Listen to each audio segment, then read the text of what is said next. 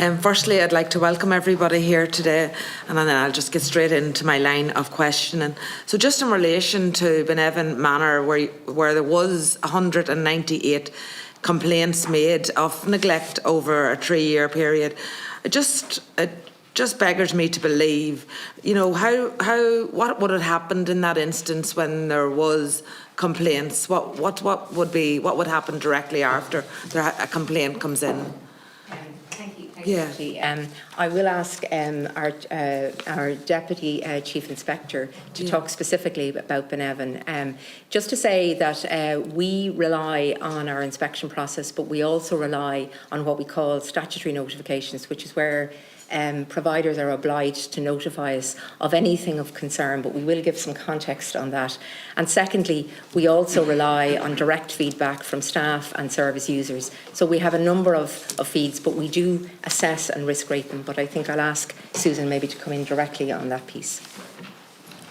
Okay, so our process is to review every piece of information that we receive to assess the level of risk posed to each resident and to look at what action has been taken on foot of that information already. If we're not satisfied with the action that has been taken, we can revert to the provider, request additional information. We can ask them to carry out a further work if we feel that that's what's necessary based on the information that we already have. We can schedule an inspection on foot of that, or we can align that with the rest of the information we have about this centre and use it on a line of inquiry for an inspection that may already be planned for that centre. The final thing we will do is we will look at the information, and if it makes reference to areas outside of our area of expertise or regulatory power, we may look to refer that to other authorities such as environment health officers, fire authorities, the guards, or to the health and safety authority if that's what's relevant. Okay. And how many times has that happened that you have referred instances of complaint to the Gardaí, to the fire? How many times have you referred complaints? In relation to the transfer of information to external agencies, we look at that in two ways: under information that's specific to the protected disclosure process, and in 2024 we had 2, 9, 12, 20, 22, 34 referrals made from the protected disclosure processes, and then we also have our referrals. I can get that information for you. Yeah. I do have it somewhere here. That's okay. Sorry, I have it here. In 2024, 28 referrals were made to An Garda Síochána, 2 to the Department of Social Protection, 2 to the Fire Authority, 1 to the Food Safety Authority, 1 to HSE Adult Safeguarding. They were the 2024 So what was numbers. the next step then after those referrals? What happened then? Were these nursing homes, were they closed or what happened? No. They weren't closed? They wouldn't have been closed. Right, okay. No. And so what is your role then in HICWA? Do you have no authority to close nursing homes? We can close nursing homes. And why would they not be closed if they're not carrying out rules and regulations in the correct manner? Why would they not be closed? We wouldn't close a nursing home unless there was absolutely no other option, and we had no hope that this registered provider would deliver quality care to the residents. We have a pyramid, if you like, of escalating regulatory engagement that we use. So where incidents arise first, we will have a cautionary meeting with providers. Our first place is probably to give feedback and say, you need to get this sorted. If that doesn't work. But that obviously is not working, because that's what's happened, and this has been ongoing. Like, I think HICWA have been in place since 2007. So I'm just wondering how many nursing homes have been closed in that time. Angela had said there earlier on that you set the standards. So what are the standards that we're setting here if nursing homes are getting reports like what was on RTE? I just wonder, is HICWA enforcing? Have they got any enforcement, or what is happening? Nobody's running scared that HIC was coming out, because there's nothing actually happening. There's no enforcement after you go to a nursing home and find that they haven't been in compliance. So I think Deputy, important to maybe distinguish. We do close nursing homes, and we've given. How many have you closed? So have you? So in 2020 we closed 2. In 2021, 3 nursing homes were closed on foot of action from the Chief Inspector. 1 in 2022, 3 in 2023. 1, 2, 3. A total of 10 notices issued in 2024, and of those 7 have closed. 1 is still under appeal. And in 2025, 1 nursing home closed on foot of proceedings that were instigated in 2024. So what that shows is, where we cannot be satisfied, that registered providers will take the action to keep residents safe. We will use the law and the legal framework that's available to us. But we're very conscious a nursing home is home to a resident, to a large number of residents in some cases. So decisions like that are only made as the last option. We will work with providers in the initial phase, requiring them to deliver the quality of care they're being funded to deliver. And Benevin Manor, is it closed? Benevin Manor is still opened. It's still opened after receiving? Operate, yes. After that RTA disclosure, Yes, it's still opened? It is. So I think it's important to say that, first of all, I think we've said publicly and on record and within the report that we've made available to you, that while our regulatory inspections identified areas in relation to staffing, supervision and poor training and qualifications of staff, and they were part of why we were in escalation, at no stage through our inspection process did we witness anything that was witnessed in the programme. And if that was ever witnessed by our then staff, maybe your inspections aren't thorough enough, if they're not. So yes. I think I think that's a fair comment. Yeah. Are we doing enough? Do we see enough? I think what it's important to say is that what was evident from some of the footage is that some staff knew that this was the wrong thing and chose to do it. And I think there are limits in terms of what an inspection process will do. What we have been trying to look at is two or three things, and I think the second thing is we are in an escalatory process with both centres, but with the group as well. So I think there's a programme of inspections underway. We have applied some restrictions to admissions, which is one of the safety mechanisms you do, so that the staff that are available can deal more appropriately with the number of residents that are there. And we will take action. We are obviously in the process of doing that, but we can't comment on what those actions will be. But I think it's a fair question to say, does the inspection process reveal enough? And I think that is a question that we are confronted with, and we are looking at that in a number of ways. First of all, the regulatory powers. Secondly, that question of surveillance data. So, for example, the routine information that was relevant in relation to Benevin was the level of turnover of staff between inspections, the change in the profile of residents. That was not information that currently statutorily is made available to us. Sorry, Angela, it's just my time's running out. I've just a few more minutes and I have a good few more questions I want to ask. Of course. So I'm just saying, over 2 decades, you haven't discovered that your process has not been working. In two decades since HICO has been formed, it's taken you 2 decades to realise that the process of inspection that currently is ongoing is actually not working. Well, I think it's not working, obviously, if RTE can walk in there and get that camera footage. So I want to ask you about your inspections. Are they always notified? So you just walk in, it's always unnotified?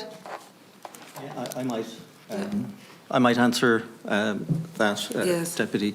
In terms of our inspections, they're not always walk-in, and for example in 2024 in the nursing home sector, 84% of our inspections were unannounced, so they weren't. But should they not all be unannounced? Just walk in to see the real picture. And often that's the question asked of us.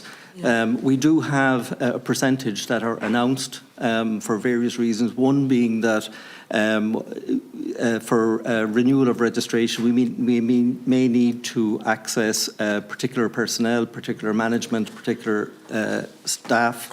We also, more importantly, our announced inspections allow residents and their families to know that we're coming and engage with us on that. So we do a small percentage of our inspections are announced, but majority of them are unannounced. Okay. All of our risk inspections are unannounced. I'm just going to move on. Yeah. So I just want to say then, do you have confidence? Do you have confidence that next year there won't be another RT documentary like there was, or like I'm sure like when this HICWA was formed, this was the whole, it was to ensure that something like this hadn't happened, because something like that did happen, and this is why. I think it's important that we acknowledge the challenges that were presented by this, and that we look at how we can continuously improve. But I think it's also important to say, and this is not just us, it is evidenced by the lived experience. If you look at the overview reports that were published, which looked back in disability and in older persons,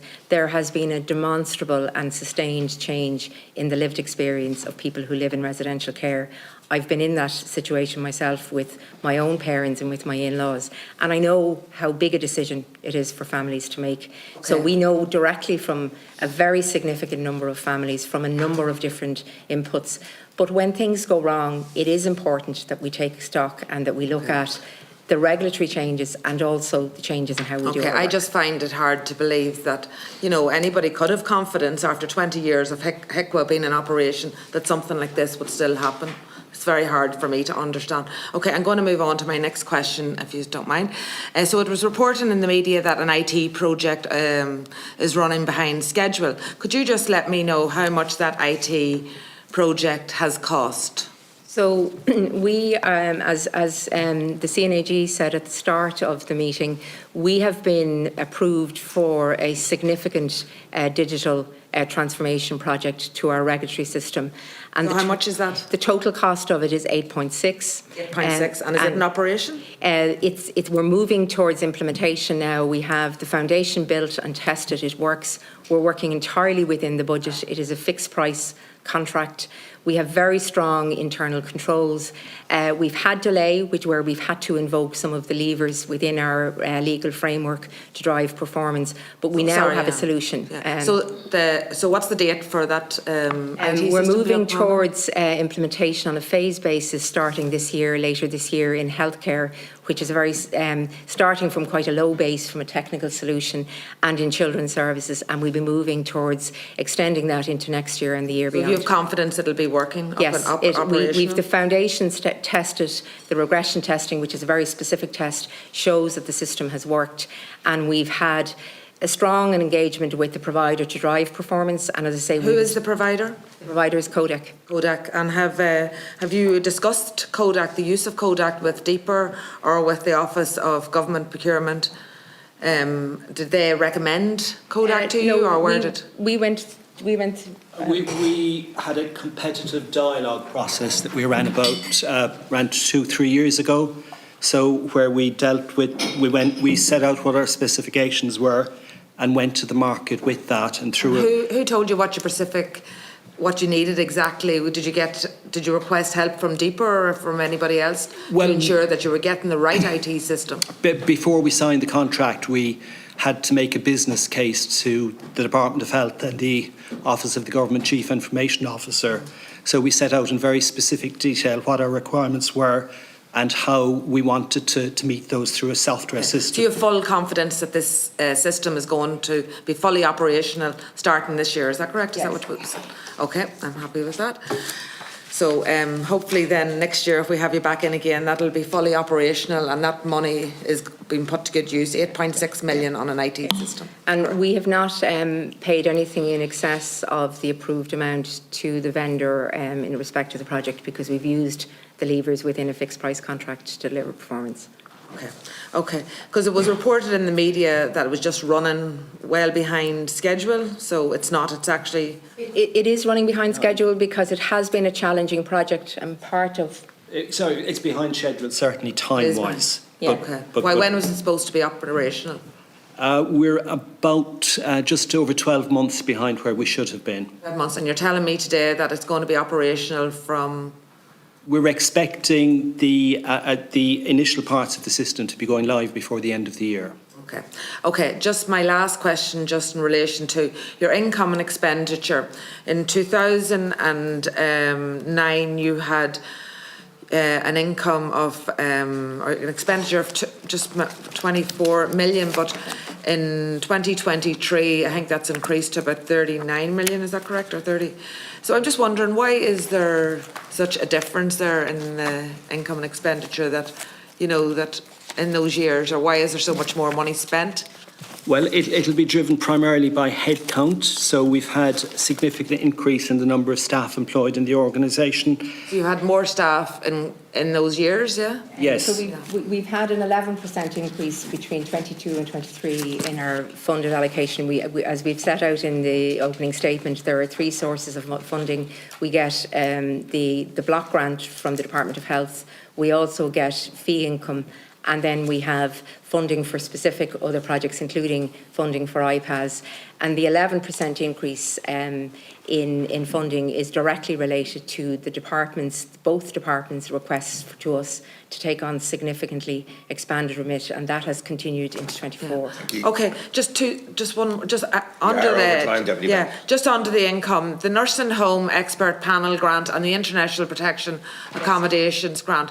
They're both, do you still receive those? Yes. So the nursing home expert panel grant, it was specifically for COVID-19. Why would you still receive that? So that's out with the decisions around the continuation of that are made out with ourselves. But what I can tell you is how it's being deployed. So as a result of COVID, we engaged with the department in terms of specific requirements that would enhance our regulatory role coming out of COVID. And one of those was in relation to inspection. And as was set out in the more detailed opening statement, we were mandated to do two inspections over a 3-year period. What the COVID, the expert panel funding allowed us to do was to increase that to 1 inspection a year. And in practice, about 40% of our nursing homes are inspected at least twice, and many of them far more. So it gave a much more stable funding base to allow us to extend our regulatory lens in those areas. The other piece that was funded, Deputy, is there was a request to look at extending the Care Experience Programme, which is a collaboration between 3 organisations, and we looked at the end of life survey, which was very relevant, obviously, in the context of COVID. So that survey is funded from that source. Perhaps